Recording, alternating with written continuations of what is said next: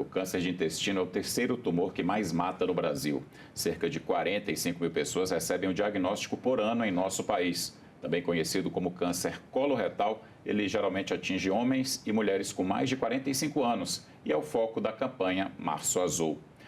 É sobre a prevenção e o tratamento do câncer de intestino que eu converso agora com o médico oncologista Gustavo Fernandes. Doutor Gustavo, muito obrigado por participar aqui do Cidadania. E a gente já começa com a pergunta mais simples, porque o que eu quero é entender junto com quem está em casa assistindo ao programa.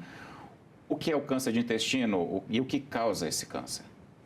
Obrigado, Hermes, pela oportunidade de estar aqui. Obrigado você que está em casa nos assistindo. Assim, o câncer de intestino, tipicamente, é um adenocarcinoma, que é um tumor que nasce de pequenas glândulas que tem no intestino grosso, então na parte final do nosso intestino. Essa área do corpo, né, essa parte do intestino, ela tem como função principal remover a água que ainda resta nos alimentos antes da formação final do bolo fecal. Então, é um tumor que nasce das pequenas glândulas desse tubo na parte final do intestino grosso. Então, essa é a linha geral disso. Esse tumor, a gente não consegue perceber, né? Ele está dentro do ânus, ali no final, na parte do intestino grosso, é isso? Não, a palavra grosso, ela é verdadeira. Então, o intestino delgado, ele é fininho.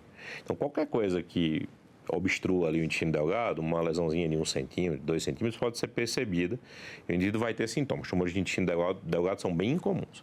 Mas já no intestino grosso, o órgão tem alguns centímetros de diâmetro, pode ter 5, chegar até 10 centímetros de diâmetro quando distendido.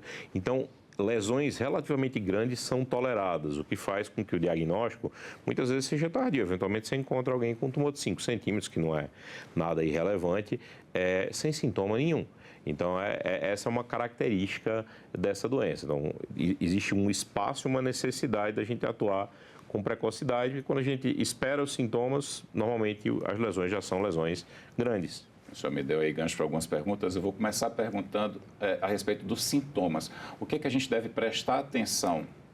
Então veja, intestino grosso, como falei, a parte final do intestino, tem o cólon, então cólon ascendente, transverso descendente, o sigmoide e o reto. Então essa é uma área relativamente grande, mas basicamente a função principal é preparar, depois da absorção dos nutrientes, tirar a água e entregar aquilo, o bolo fecal formado na saída. Então, basicamente, o que você tem são alterações no bolo fecal. Então, o indivíduo pode ter fezes muito ressecadas, então pode ser que a obstrução esteja causando uma lentificação do trânsito. Então, quanto mais devagar o cocô passa pelo intestino grosso, mais seco ele sai na saída. Tem mais tempo para a absorção de água. Então, a pessoa está constipada, o cocô está saindo seco demais, esse é um problema.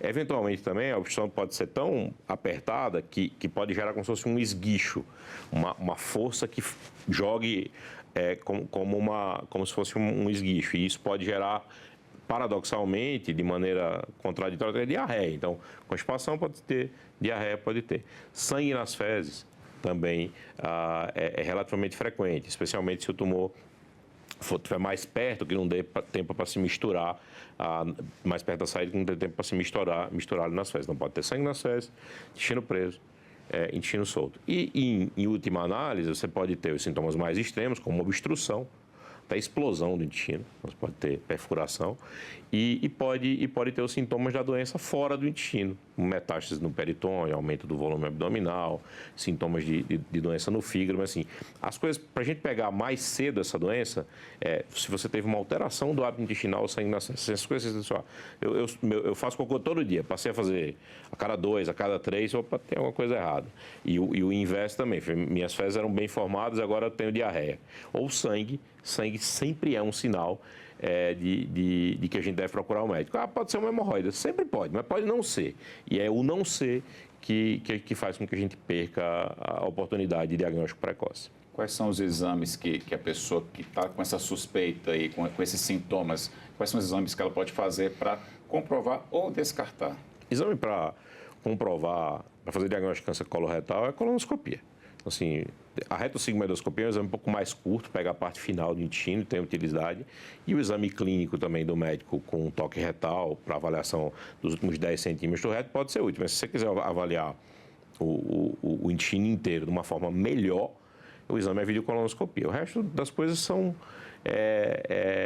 caminhos que terminam redundando em perda de tempo e etc. Esse é o exame para essa doença. A gente tem que tocar nesse ponto com relação à colonoscopia, que é esse tabu, principalmente entre os homens, e os homens de mais idade, da minha geração, por exemplo, com mais de 40 anos também tem esse tabu. Não pode ter esse medo na hora de investigar uma situação dessas, né, doutor? Se a questão for que o exame que o aparelho é introduzido pelo canal anal, assim, essa é um exame que é feito sob sedação. Então, assim, você dorme, acorda, parece que você não fez o exame.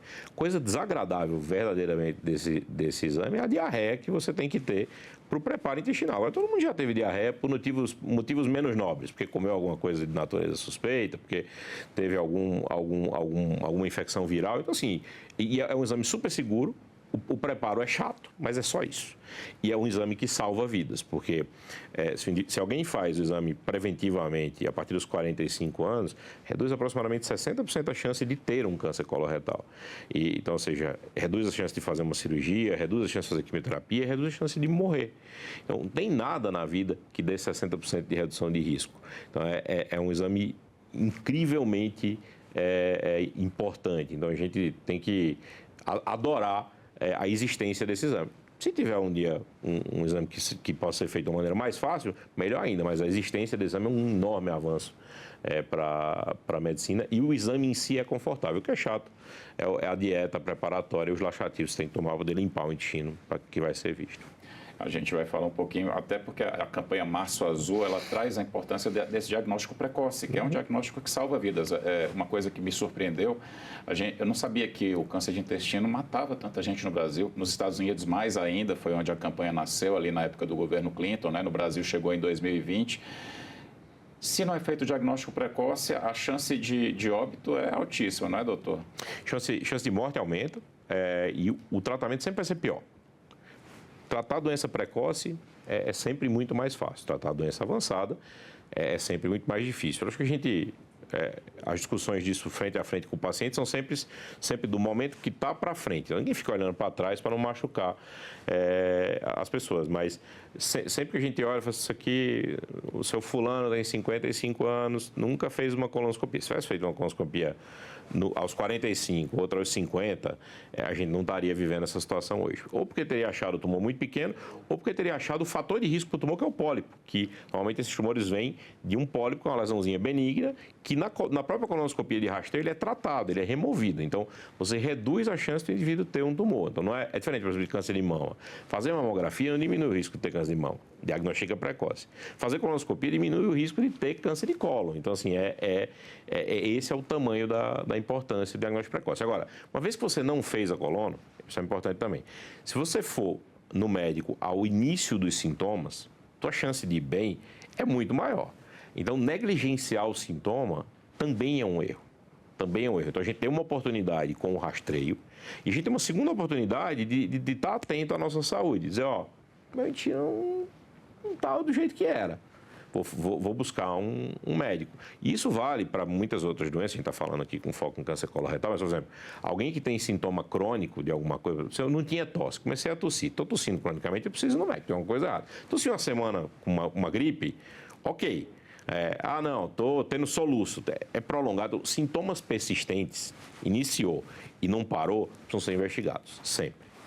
Vamos falar um pouquinho dos fatores de risco. A impressão que me dá, por exemplo, que a alimentação é importantíssima para a gente poder prevenir, não é?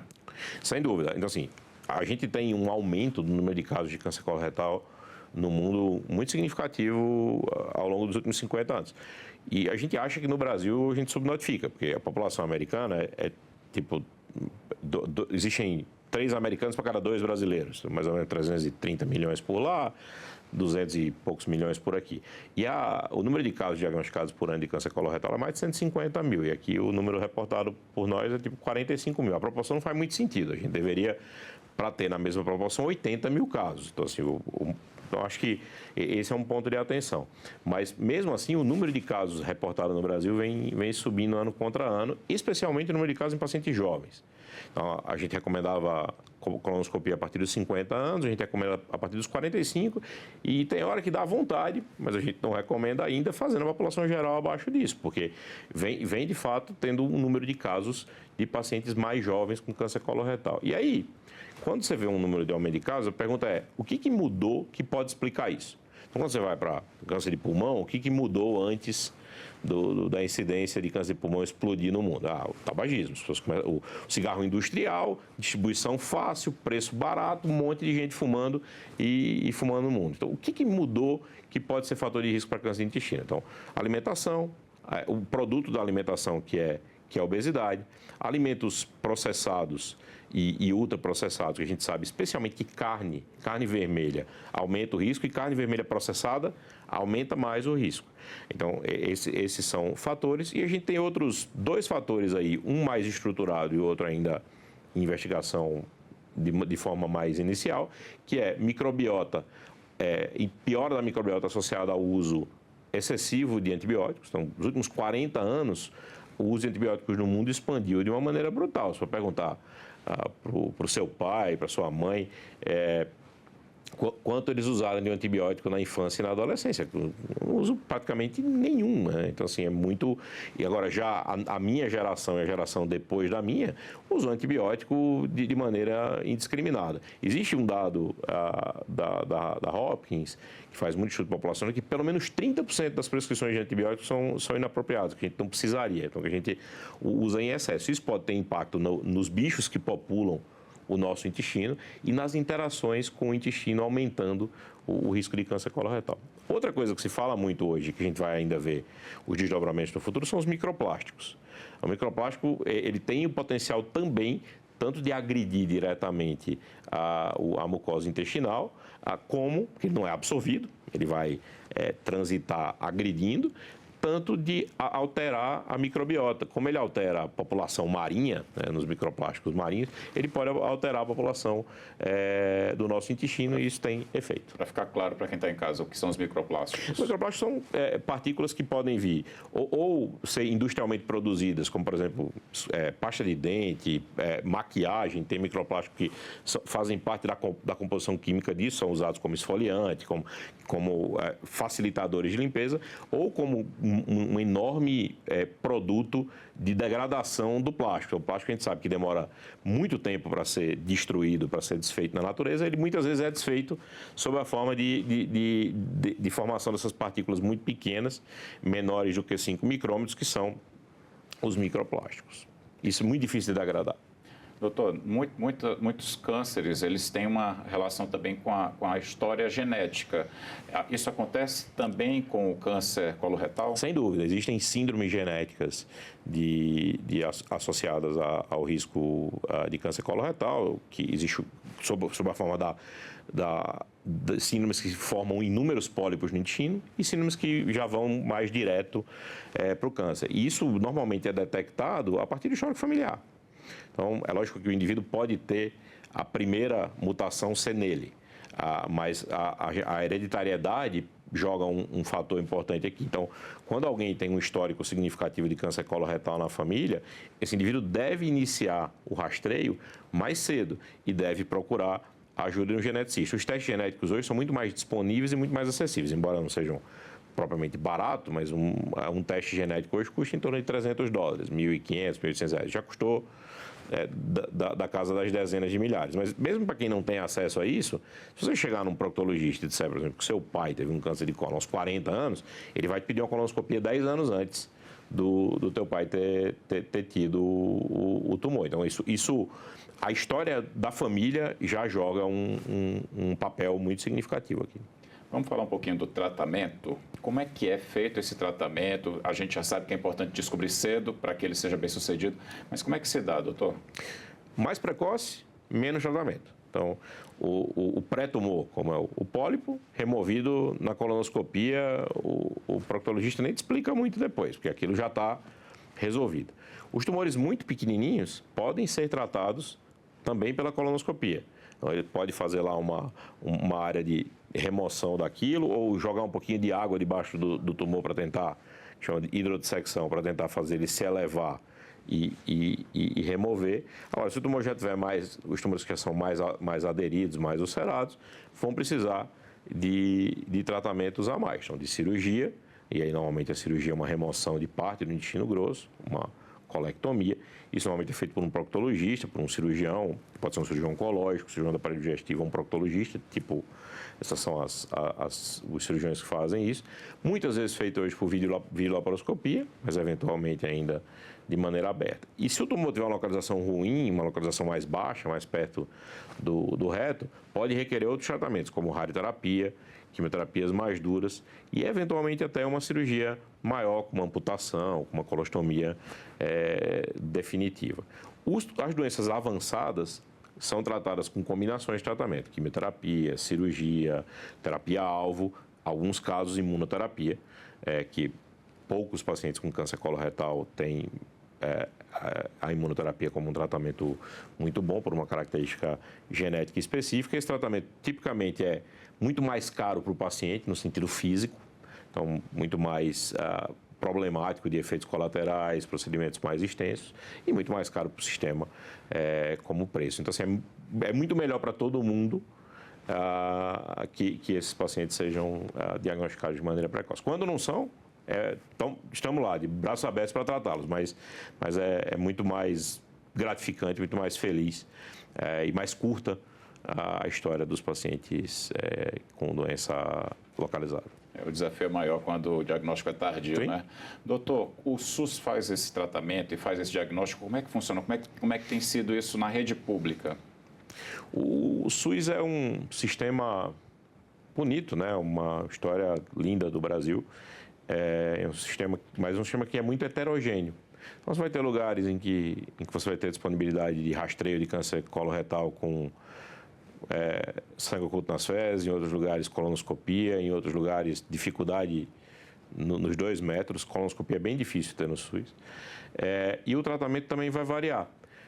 Se você tem um sintoma e você consegue chegar rápido numa colonoscopia, você adianta muito a sua vida. Mas como colonoscopia no SUS é relativamente incomum, é comum que os pacientes cheguem para tratamento nas portas dos hospitais gerais com obstrução intestinal ou com sangramento relevante. Então, quando eu era voluntário no SUS, fazia um ambulatório para discussão de casos com residente, uma das coisas mais frequentes que eu tinha, que a gente não vê no setor de saúde suplementar, ou vê muito menos, é o paciente que chegou via pronto-socorro com obstrução intestinal. Isso era uma frequência enorme no SUS, o que mostra de uma forma indireta que os pacientes que a doença está demorando muito para ser diagnosticada e que chega já para operar uma obstrução e numa situação mais crítica. Então, o tratamento melhor e mais curativo para essa doença é cirurgia. Ele é ofertado no SUS?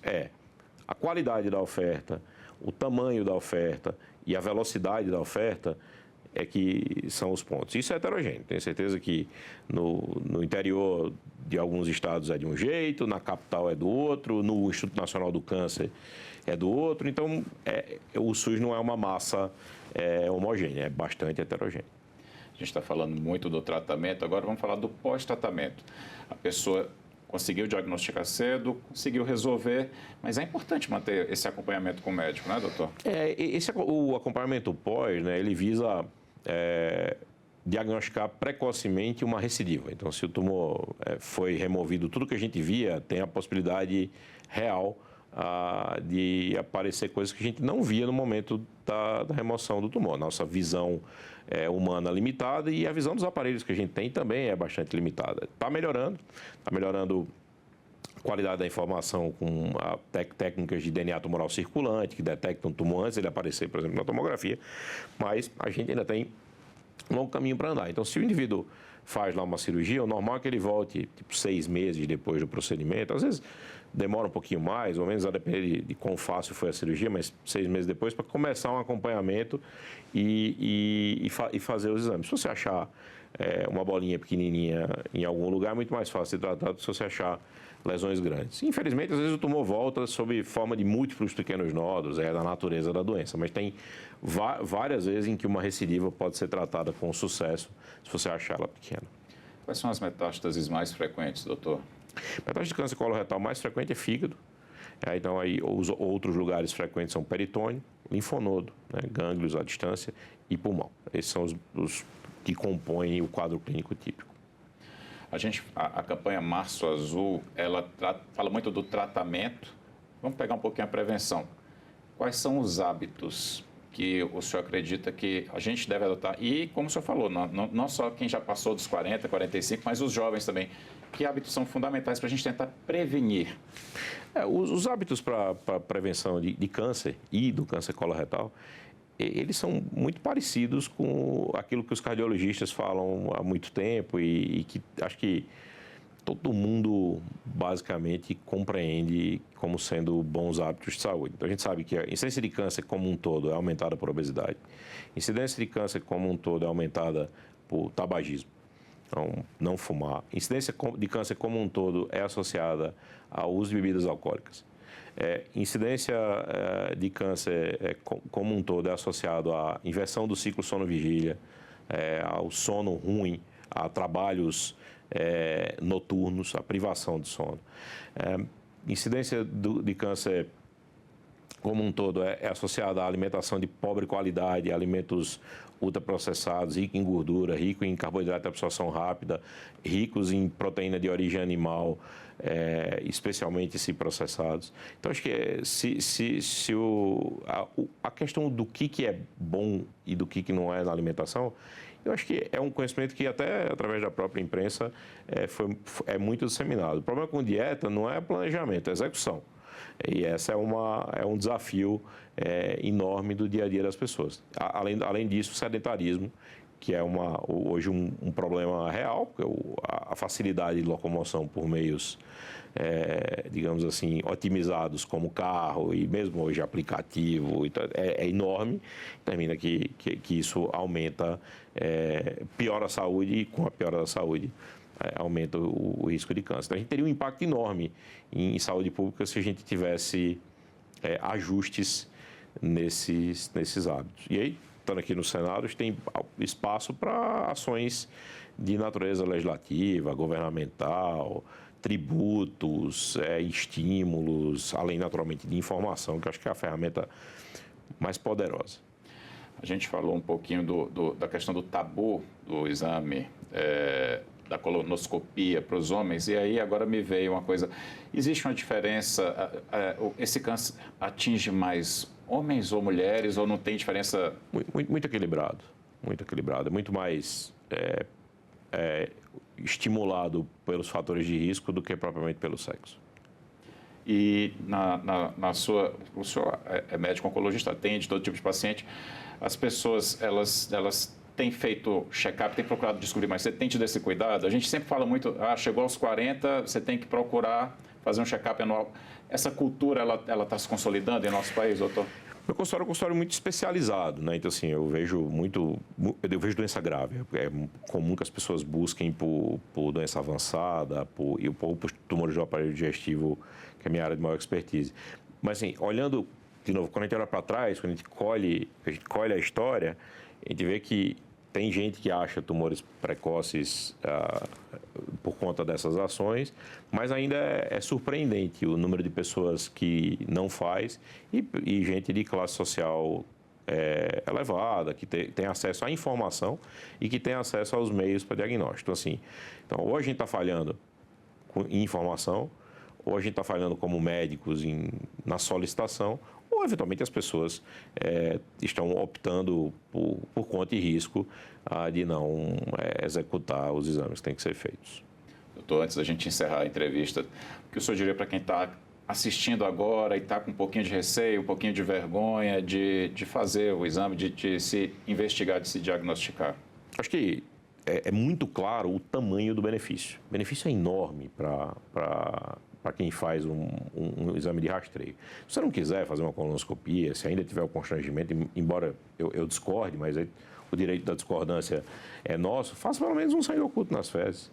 Então, encontrar um pouquinho de sangue nas fezes vai te estimular, se tiver a necessidade, a fazer a colono. Você vai ter um elemento a mais de buscar. A pior alternativa sempre é ignorar o sintoma.